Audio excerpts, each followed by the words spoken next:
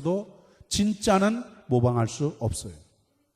오늘날 예수 믿지 않는 사람들이 예수 믿는 사람들의 이중적인 생활에 대해서 이렇게 이야기하죠. 저 사람들은 가면을 쓴 사람들이야. 가면을 쓴 사람들이야. 그렇게 얘기하면서 가면을 벗으라고 얘기합니다. 소위 교회에서 신앙생활하는 우리가 가장 듣기 싫은 말이 뭐지요? 가만히 생각해 보세요. 우리가 신앙생활하면서 가장 듣기 싫은 말과 가장 듣기 좋아하는 말이 뭐예요?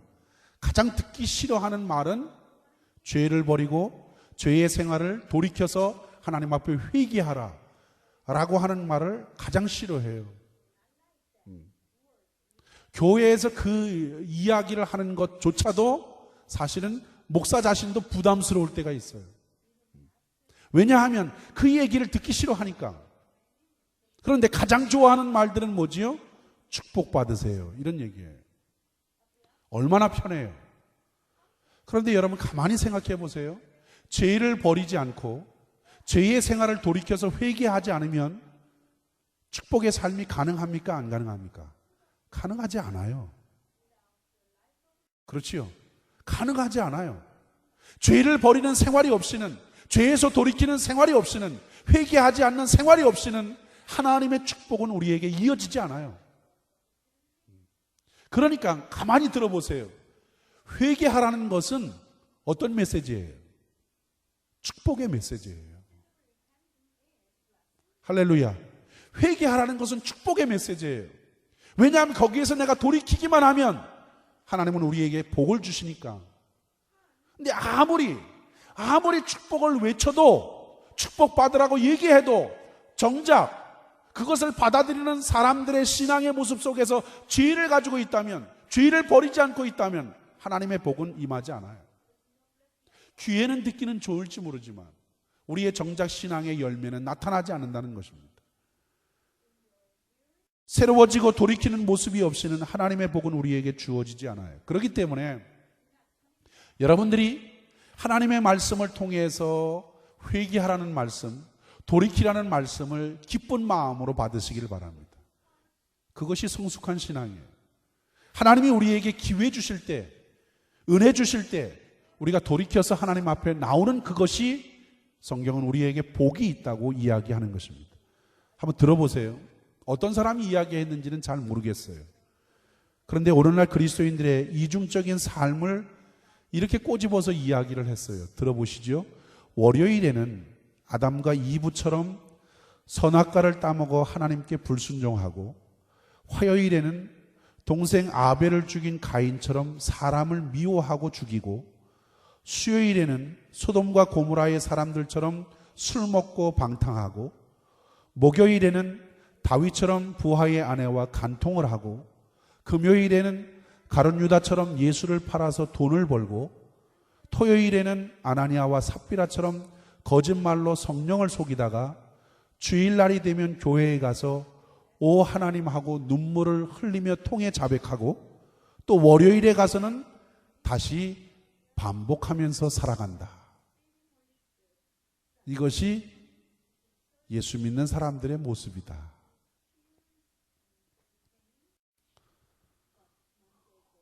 어때요?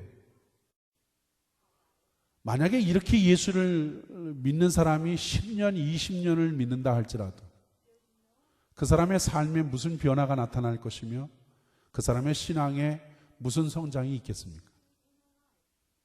주일날 나와서 하나님을 찬양하고 예배를 드리는 경건한 모습을 가지고 있을지는 모르겠지만, 그러나 예배가 끝나면 언제 우리가 예배를 드렸어?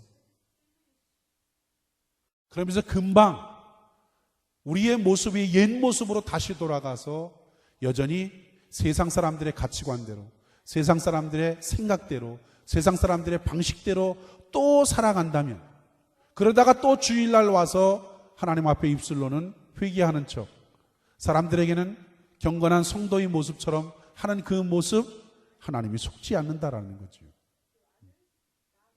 예수 믿기 전에 하던 그 우리의 옛 습관들을 이제 예수 믿었으면 뭐라고 얘기하는 거예요? 새로워진 하나님의 자녀가 되었다면 그 옛 일을 버려야 되지 않느냐.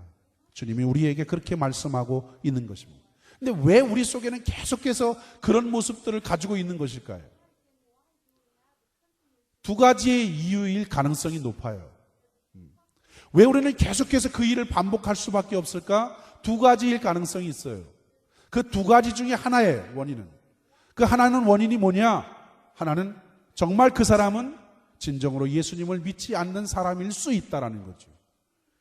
예수님을 믿는 사람처럼 보이지만 어쩌면 예수 믿지 않는 사람일 수 있다는 거예요.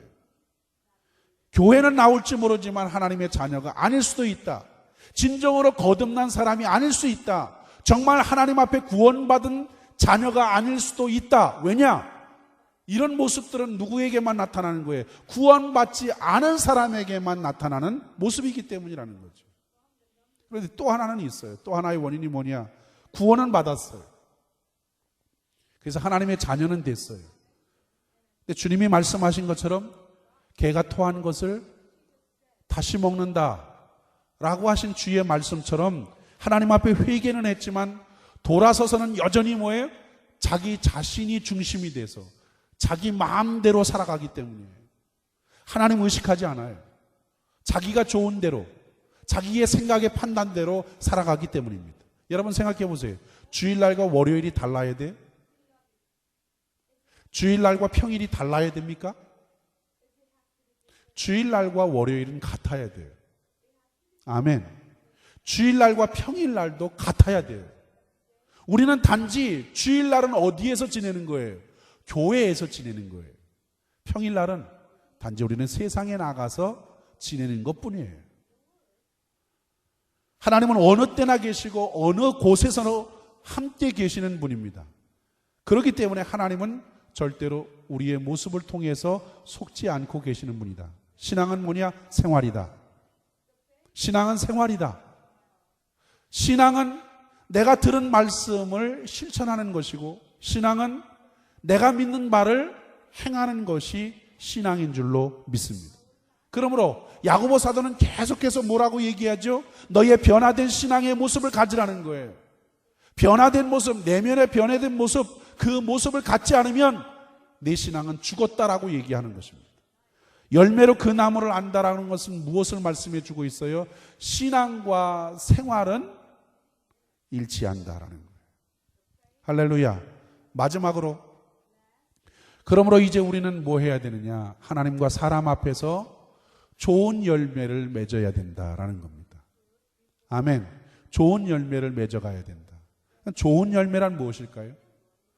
좋은 열매를 성경에서 찾아보면 성령의 열매, 이렇게 얘기할 수 있죠. 성령의 열매. 예수 믿는 사람들, 저 사람이 정말 신앙의 신실한 모습을 가지고 있어. 그 사람들 속에서 나타나는 모습이 뭐냐면 자꾸 예수님을 닮아가기 위해서 노력한다는 거예요. 예수님이 행하신 모습, 예수님이 가지신 생각, 예수님이 가지신 마음, 그 마음을 어떻게 하면 닮아가기 위해서 노력하는 그 사람일수록 참 그리스도인이라고 이야기할 수가 있습니다. 그리스도를 닮아간다는 것은 무엇을 얘기해요? 그리스도의 성품을 닮아간다는 것이죠. 그렇죠? 마음을 닮아가는 것입니다. 그리스도의 성품이 뭡니까? 주님이 이 마태복음 7장에서 말하기 전에 주님께서 무엇을 이야기해 줬느냐면 그리스도의 성품이라는 것은 예수님이 산에서 말씀하신 산상의 8가지의 복을 이야기해 주고 있어요. 다른 얘기로 얘기하면 성령의 열매입니다. 갈라디아서 5장 22절로 24절의 말씀에 성령의 9가지 열매에 대해서 나오지요. 오직 성령의 열매는 사랑과 희락과 화평과 오래 참음과 자비와 양성과 충성과 온유와 절제니 이것을 금지할 법이 없다.